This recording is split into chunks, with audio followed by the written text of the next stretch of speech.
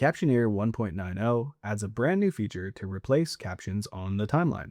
You can switch one MOGRT for another and still keep the text. I'll show you how it works. In this example, I already have captions using the Akira style. I can select a group of them that I want to change, then select a different style in the Graphics tab, and come down to this new button, Replace Selection. Click it, and that swaps the MOGRTs while keeping the same text and timing in place.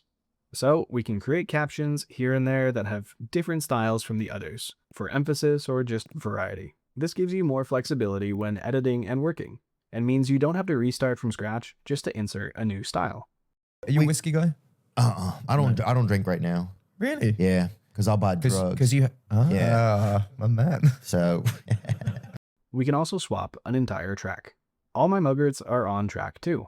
I'll come up and hit the Replace Selection arrow, then select track 2, and hit Replace All.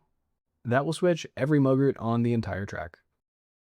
You can even mix and match MOGRTs or the new graphic text. In this example, I have a full sequence of vector text layers. Let's replace them with MOGRTs.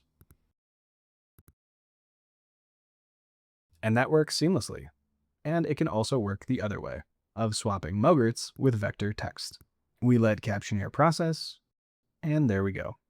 When we insert fresh graphic text, it uses Premiere's default text styling. So to match the fonts, I'll just select this one and go to Update Sync All.